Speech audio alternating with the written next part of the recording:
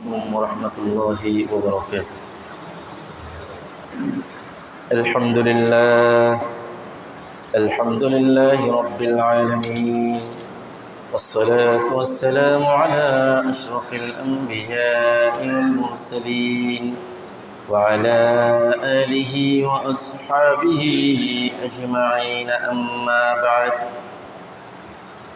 فأعوذ بالله من الشيطان الرجيم.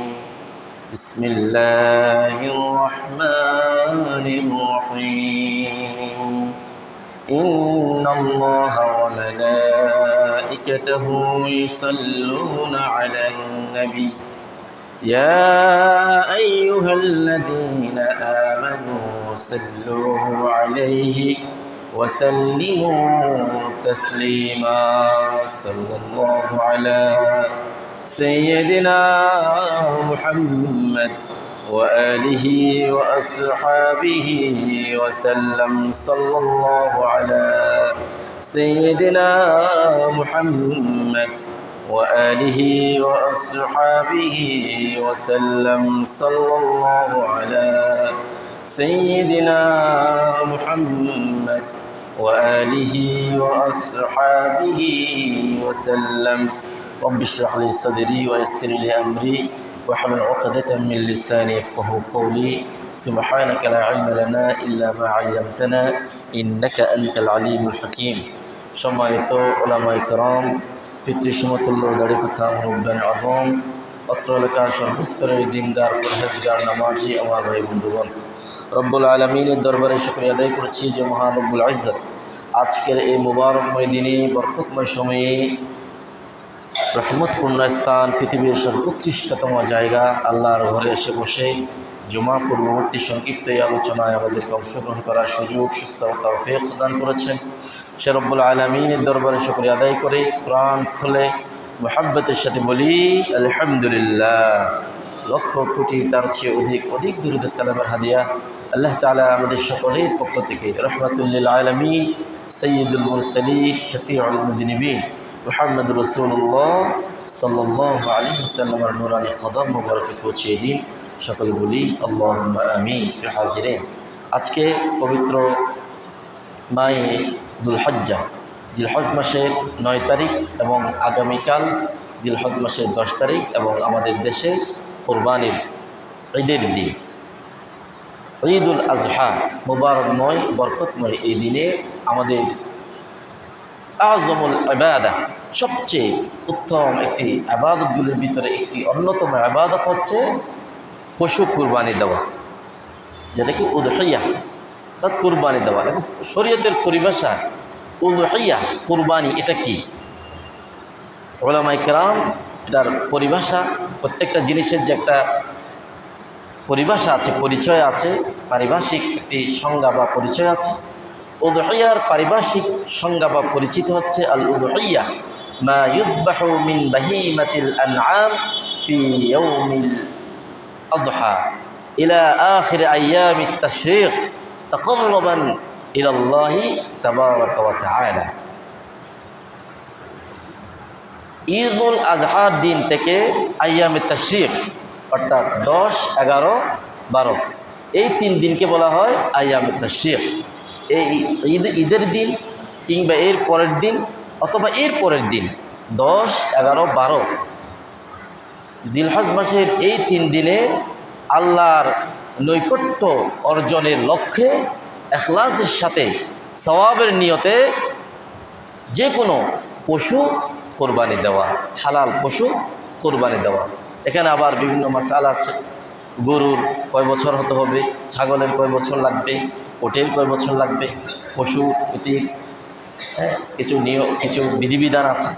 কিন্তু পারিভাষিক সংক্ষেপে পরিচয় অথবা কথা হচ্ছে, পরিচিত হচ্ছে ঈদের দিন এবং আইয়ামে তাশরীক, যে 10, 11, 12 এই 3 দিনে আল্লাহর নৈকট্য অর্জনের লক্ষ্যে গরু, ছাগল, মহিষ, দুম্বা, উট কোরবানি দেওয়া, জবেহ করা।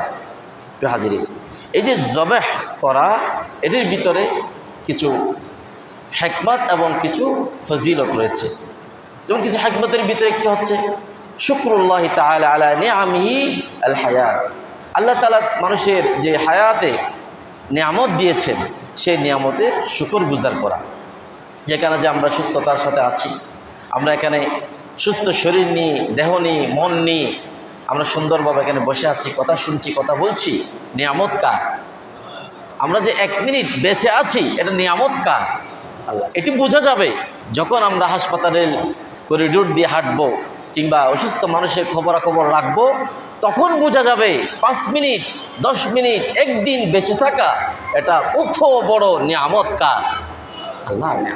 এভাবে আমাদের জীবনে অসংখ্য নিয়ামত আল্লাহ তাআলা দিয়েছেন।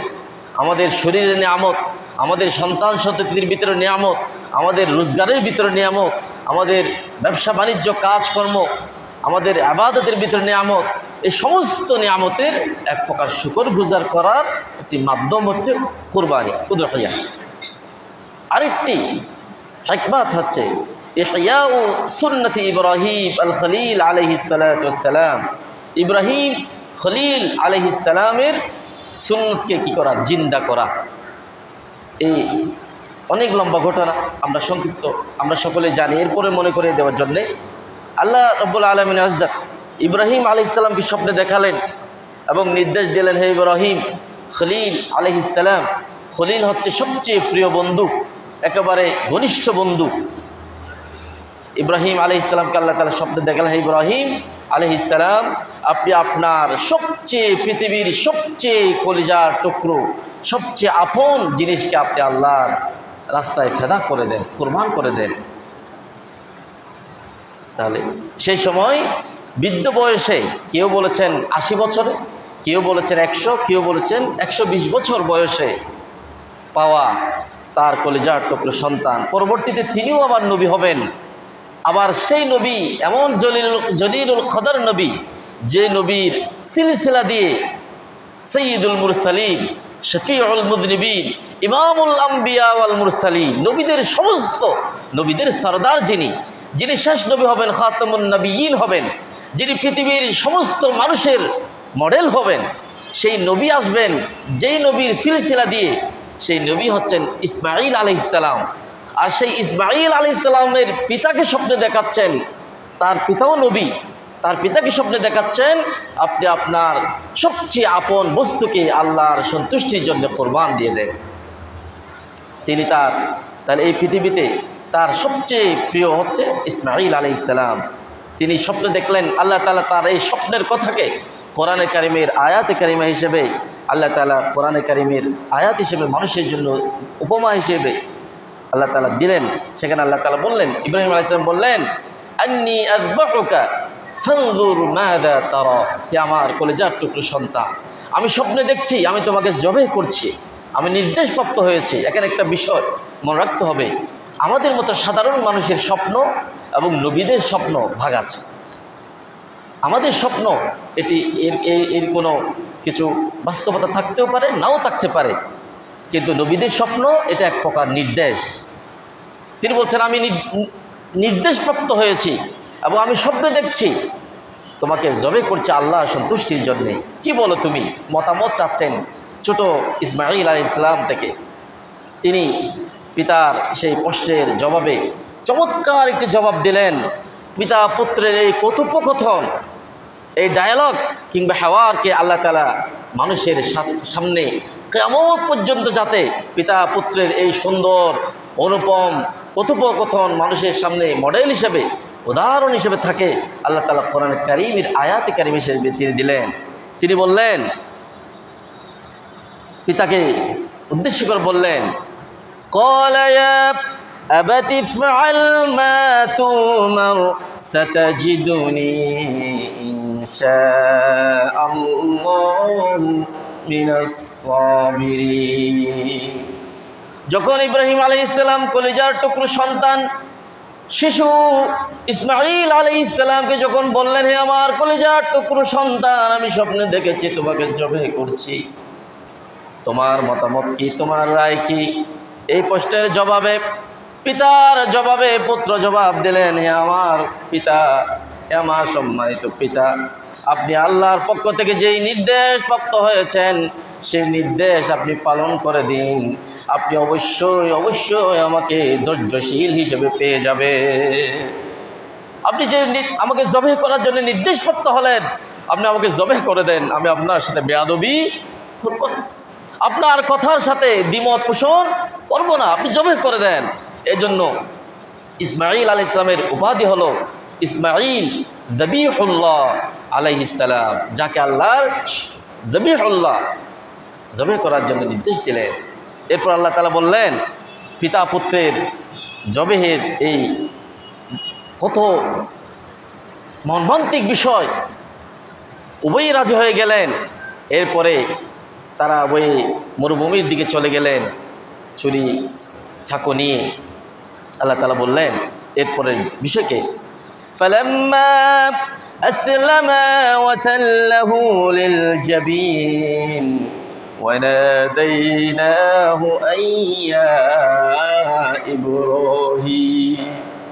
পিতা পুত্র উভয়ে চলে গেলেন, রওনা হলেন, এমনকি জবেহ করার জন্য ইব্রাহিম আলাইহিস সালাম ইসমাঈল আলাইহিস সালামকে মাটিতে শুইয়ে দিলেন।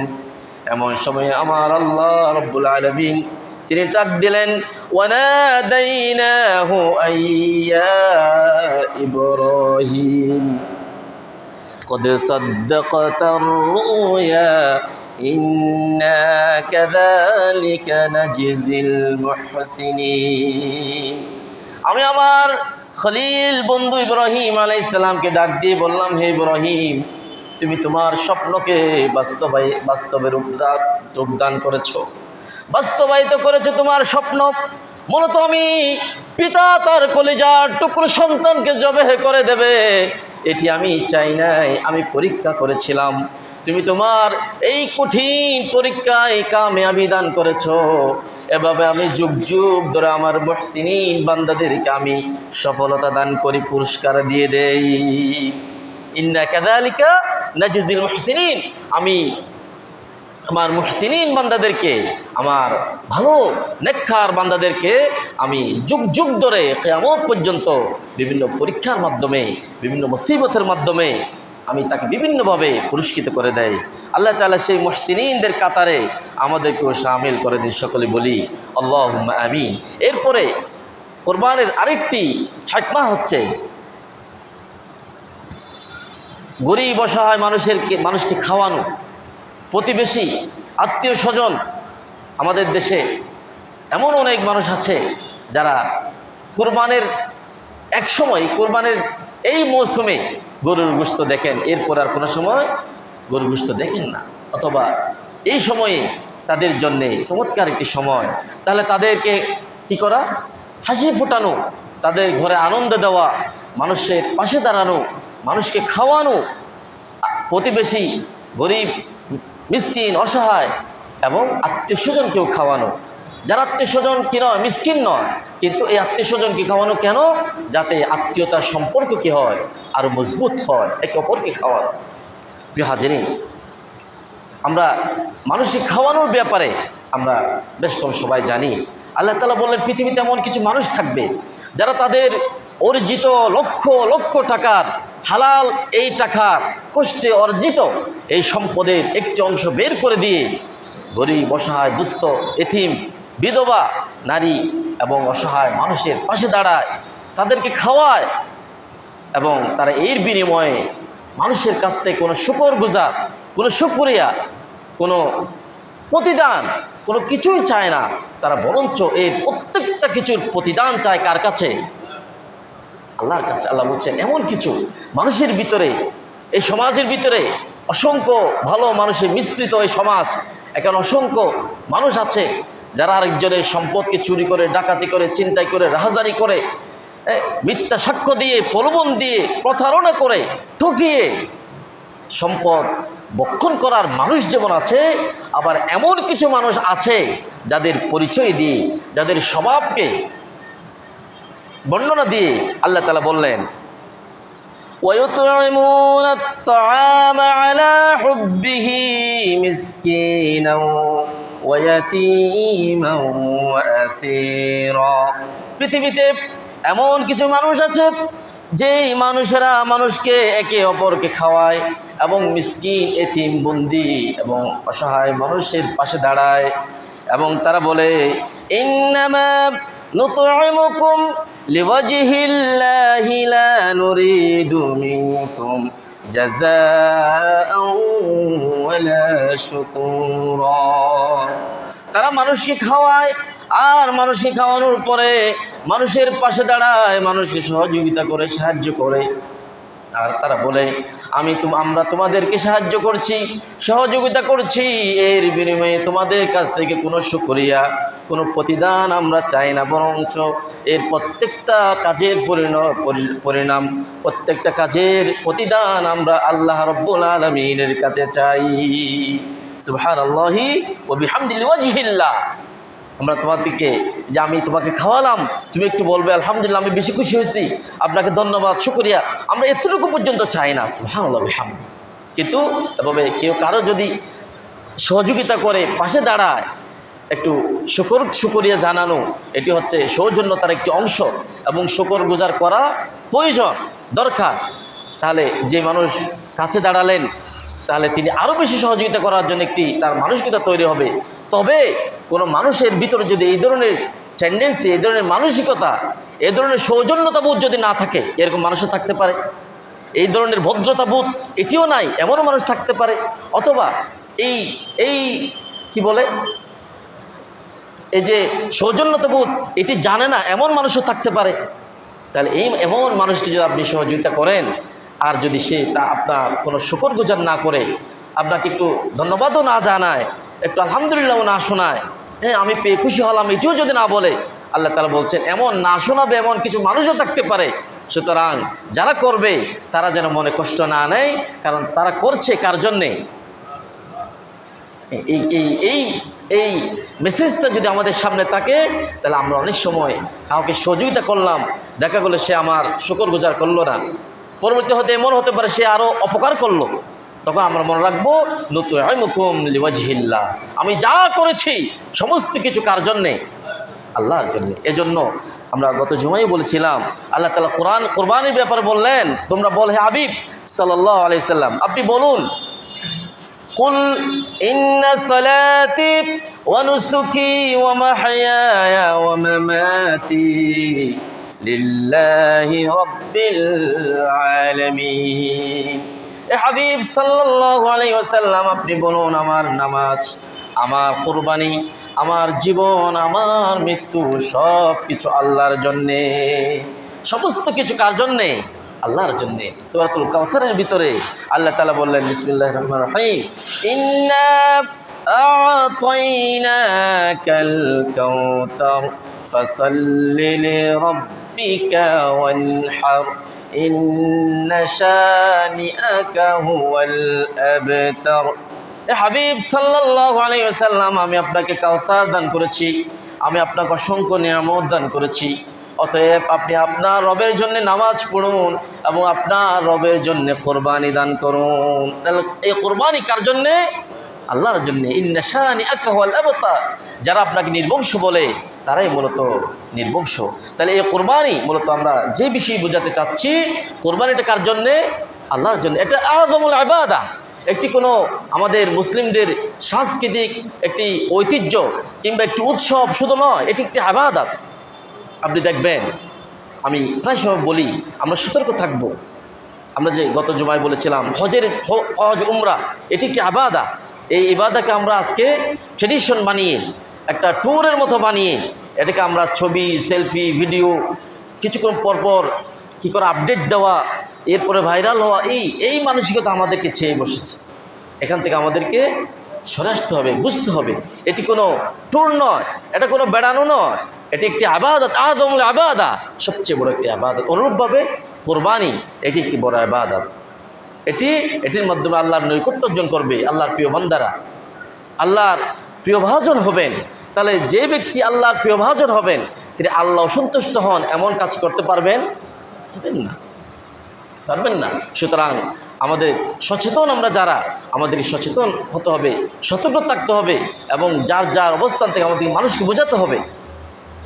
যেমন আফসোসের বিষয় হচ্ছে, গতকালকে একটা ভিডিও দেখলাম, এক জায়গায় ঘর থেকে মেয়েরা এসেছে কোরবানি দেবে, বাবার সাথে দাদার সাথে এসেছে, বাজারে সবচেয়ে বড় কোরবানি দেবে গেঞ্জি এবং প্যান্ট পরে এসেছে মেয়েরা, বড় বড় মেয়েরা।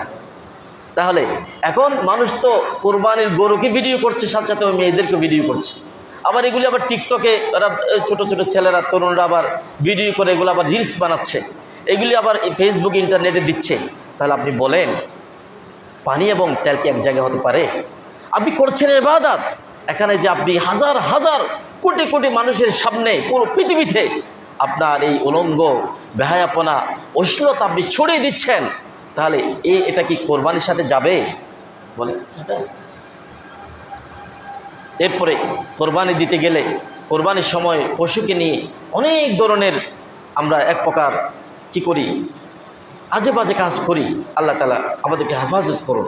এখন এগুলো কি করি, আমাদের ওই যে ফেসবুকে আমার হাজার হাজার ফ্রেন্ড লিস্টে হাজার হাজার ফ্রেন্ড আছে, আমার ওই ফ্রেন্ড এটা করেছে, আমি কেন করব না, সে আপডেট দিয়েছে আমি দেব, সে এগুলো যেন আমরা না, এটি ইবাদত, এটি ইবাদত, এটি মহিমান্বিত ফজিলতপূর্ণ বরকতময় একটি ইবাদত। এই ধরনের অসতর্কতার কারণে আমাদের এই ইবাদতগুলি যেন নষ্ট হয়ে না যায়। আল্লাহ আমাদের বোঝার তৌফিক দান করুন, বলি আল্লাহুম্মা আমিন। কেন বলি, গত এক জায়গায় দেখলাম ঈদের নামাজ পড়তে এসেছে বড় ঈদগাহে, সেখানে সিজদা দেওয়ার সময় সেলফি তুলছে। নাউজুবিল্লাহ বলবেন না?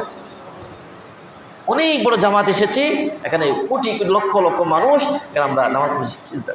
তাহলে আমরা যদি এগুলো কথা না বলি, আমরা যদি আমাদের জেনারেশনকে, আমাদের পরবর্তী প্রজন্মকে, আমাদের ছেলে মেয়েদেরকে যদি আমরা না বোঝাই, এদেরকে যদি সচেতন না করি, এদেরকে যদি আদরের দিয়ে, ভালোবাসা দিয়ে, মুহাব্বত দিয়ে যদি না বোঝায়, তাহলে এমন হবে আমরা এই নামাজ, দোয়া, ইবাদত, বন্দেগী এগুলি একটি কালচার কিংবা সংস্কৃতির অংশের মতো কি উৎসবও পরিণত হবে। এটির ভিতর কোনো রূহ থাকবে না, কোনো প্রাণ থাকবে না, আধ্যাত্মিকতা থাকবে না, নূর থাকবে না, যে মর্যাদা, যে আমরা আল্লাহর তাকাররুব পাবো, নৈকট্য পাবো, এটি চলে যাবে। আর এটি চলে গেলে এটি স্বাভাবিক একটা অংশের মতো হয়ে যাবে। আল্লাহ তাআলা আমাদের সকলকে, আমাদের মুসলিম মিল্লাতকে, আমাদের ভাই বোনদেরকে সকলকে বোঝার তৌফিক দান করুন, আল্লাহুম্মা আমিন। এবং এই কোরবানি করবো আমরা আল্লাহর জন্যে, যারা ইতিমধ্যে প্রস্তুতি নিয়েছি এবং প্রস্তুতি নিব। আল্লাহ তাআলা আমাদের সকলের কোরবানিকে, আমাদের সকলের এই প্রস্তুতিকে সহজ করুন, আল্লাহ তাআলা কবুল করুন, আমাদের নিয়তকে পরিশুদ্ধ করুন। আল্লাহ তাআলা আমাদের সকলকে কবুল আর মঞ্জুর করুন। আল্লাহুম্মা আমিন। ওয়া আখিরু দাওয়ানা আলহামদুলিল্লাহি রাব্বিল আলামিন। সুবহানাকাল্লাহুম্মা ওয়া বিহামদিক, আশহাদু আন লা ইলাহা ইল্লা আনতা, আস্তাগফিরুকা ওয়া আতুবু ইলাইক।